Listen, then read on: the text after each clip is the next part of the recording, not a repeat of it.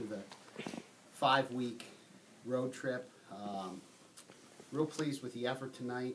You know, we're hats off to Lees-McRae. It's an 11-hour bus ride. They came up last night.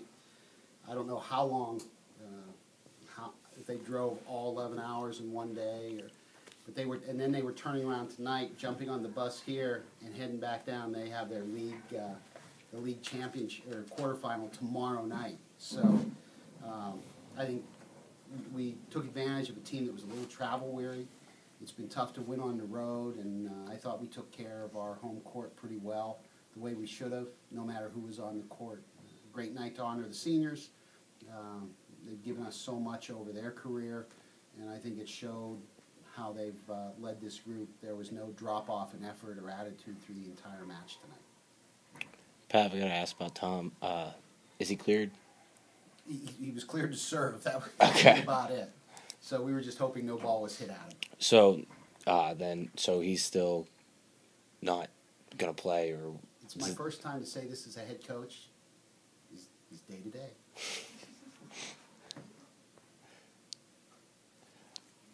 All right, and then bench production. It seems like it keeps showing up. You have Nick with 10, Kyle Mars with 7 in one set, and Scott with 7 as well. How big has bench production been? And then I'm going to come to you guys and kind of ask about your performance. It seems to crop up just about every time we sit in here.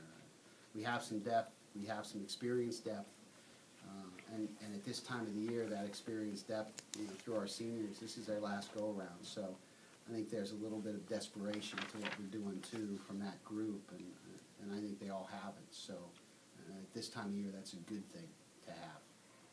Kyle, Scott, was it the senior night flow, or what was it? What was going on tonight for you two? And I think that's something that me and Scott are kind of used to doing, just coming off the bench and doing what we can for the team.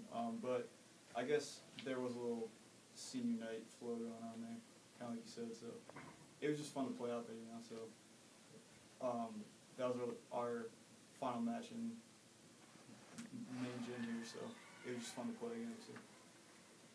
Yeah, that's what we do in practice all the time. So it was almost like this a regular day.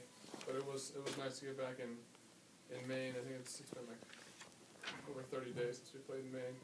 So it was bittersweet, but definitely felt good to win in 3. I'll do that. Now, Coach, at this point in the year, the situation you're in, are you guys like metaphorically scoreboard watching, or are you guys just going out and focusing on what you need to do? Well, the only thing we can control right now is how we prepare and taking care of business on the court. We need one more EIVA win. That's what we can control. Whether Harvard loses, wins, is irrelevant. We need one more EIVA win. And I don't think we're watching the scoreboard. I think more out of curiosity more than anything else, like we've done all year long. Hey, what's happening in the EIVA? What's happening in the MIVA? That's really all. It doesn't seem to be any different, at least from where I sit. Pat, is the mojo flowing in the right direction for you right now? Obviously, you guys had that 3-match losing streak, and then now you're 4 in a row, and you're back home. What's the mojo going? I think these guys have taken, that challenging stretch in stride and have learned from it. We're hitting much better in transition. We're taking care of opportunities that are given to us. I thought we came out and certainly with the first 2 games, we didn't try to serve the cover off the ball. We were pretty consistent with putting balls on the people that we wanted to at about 75-80%.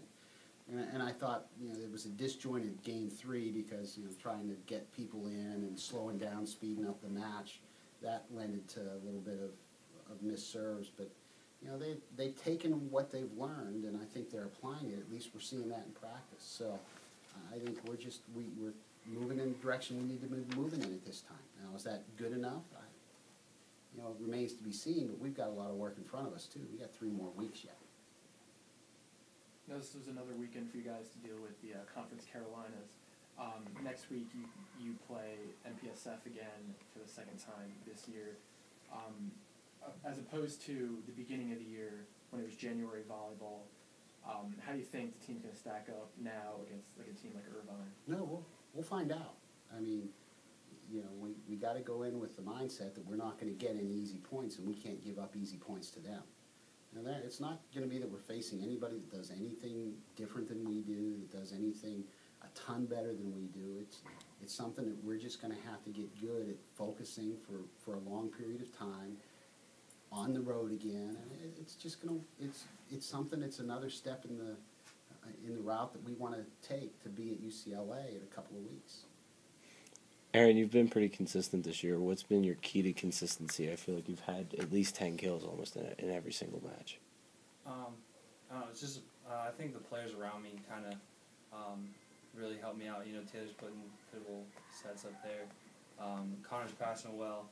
And we got Nick and Tommy on the other pin to spread out the blockers, and even Matt and Ian and Turco in the middle who can also hold the blockers for me. So, I mean, a lot of it is from my team.